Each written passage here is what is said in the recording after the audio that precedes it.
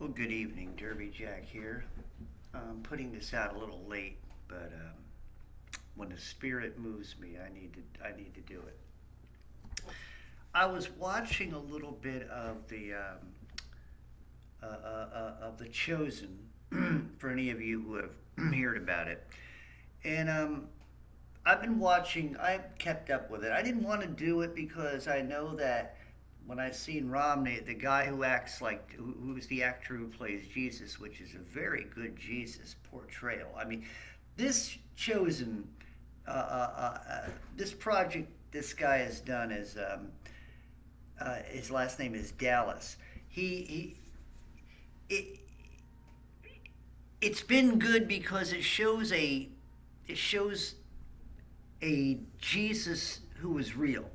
Not like the movies where they show where Jesus is getting all the fishermen and they look at him and he looks and his head is glowing and his eyes are glowing and they act like zombies and walk. Oh, we will follow you. This was real life. And they interjected a few things that were real life. Now, tonight, it was, I think, season three. He had just done the Sermon on the Mount and all that. Sermon on the Mount was pretty cool because while he's speaking, each one of the apostles who were there, especially Matthew, started looking back at his life according to what he was hearing. It was just, they did a good job. Anyway, the one thing that got me, and I think about myself to a point, and that is after he Jesus is getting ready to send them out two by two to go to witness. And he's telling them, that you will do miracles and you will heal. You will pray for people and you will heal them. And he goes, you will go out and you won't have extra tunic, you won't carry any knife, you won't carry extra food, money, you won't work. He goes, you will depend on God completely. And they're like, where are you going to be? I'm going back to that. This is where he goes back to his own kinsman. But the story is, he's trying to, this is what you guys are going to do. And so he sends him out to Simon, who happens to be a little lame. He has a cane or a staff, and I think if I'm not mistaken, I think he probably was closer to having polio. And so he talks to Jesus privately, and he's like, well, I'm not. He goes, I'm not like them. He goes, I'm not as strong as they are. He goes, what? I don't think I could do it. He goes, Jesus looks at him. He goes, I trust you. He goes, I believe in you, Simon. And he's like, well, how can you? He goes, I chose you. He goes, you will do great things in my name. And he's like, but what? He goes, but I have seen healings, but I am not healed. He goes, just imagine a man like you who's not healed, and yet you still believe, and you go out and you speak my word and deliver it, and you heal others. It's basically, he's trying to tell Simon, you're a testimony. And then later, as he's going, Simon's like, crying, and realizing that, he goes, I am giving you this authority. He goes, you will do, he goes, you'll be stronger than even the rest. Now, I'm listening to this, and like I said, they did a good job on the writing of this, but I'm listening to this, and in the spiritual sense, what was going down there was just that Jesus is saying, I am sending you out to show your faith and understand that your faith is patience. That people will be healed, but yet some may not right away. And as you, who would be delivering the healing, can testify to that. And then he turns around just before he leaves. He says, he goes, Simon, you will be healed. But he's trying to tell him, he's like, Simon, and this is the clincher of why I'm bringing this out to you tonight. He looks at him in the eyes and he says, Simon, he goes, the pain that you feel now, he goes, is nothing compared to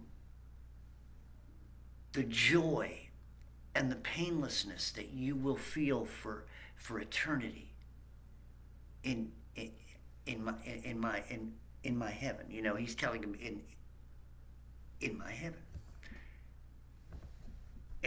In the after, he was saying in your afterlife, in your new life.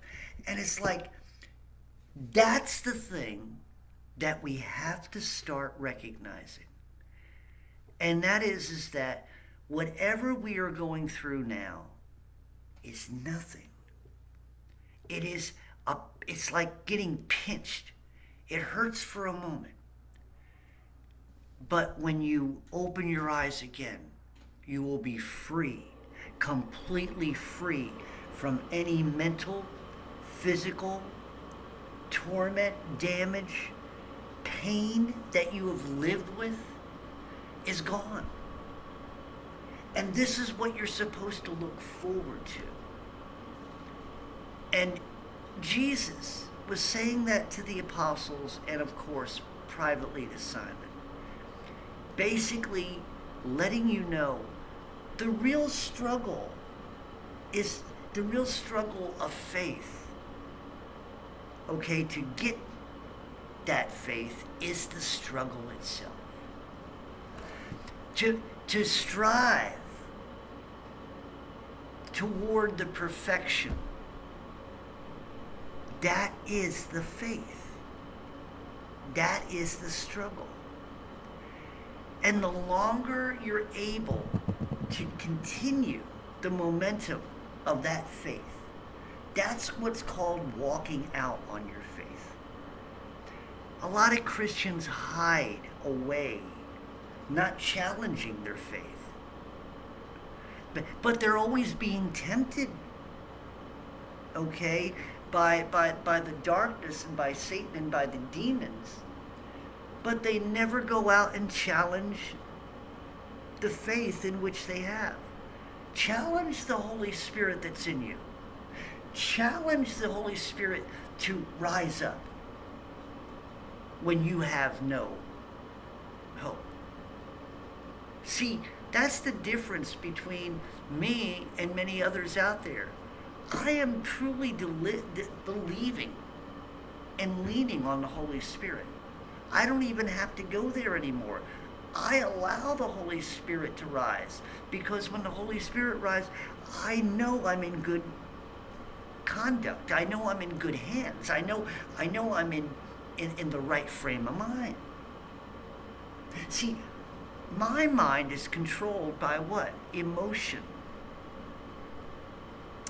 And the problem is with a lot of unbelievers and a lot of people who do not want to come to God is that they think that we're the weak ones because we have to have a God.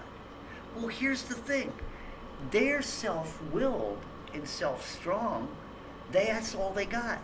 They can't go any more in strength. They don't have any more to grasp onto. If anything, all they have is their intelligence, and their intelligence can get them rich. Their intelligence can get them, can get them resources. You know, their intelligence can keep them physically, mentally happy, but it can't offer total freedom. It can't offer. It can't offer you what God offers. And see, when this life is over, here's the thing. You can have all the toys you want in this world. And then that's what it is. This is your little prison for you, the unbeliever. You have the world. You have your lies. You have your narratives. Like you have your fake space. You have your fake earth. You have your heroes. You have your sciences.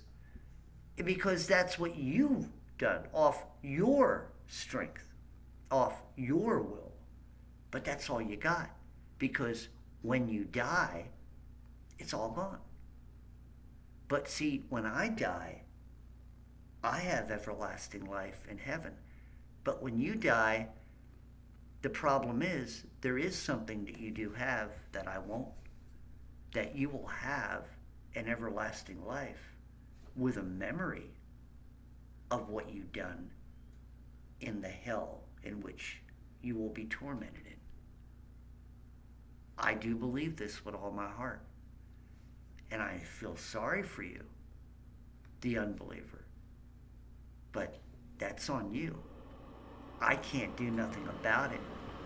All I can do is hope that this message itself might, just might, change your heart. Derby Jack out. See you all on the other side.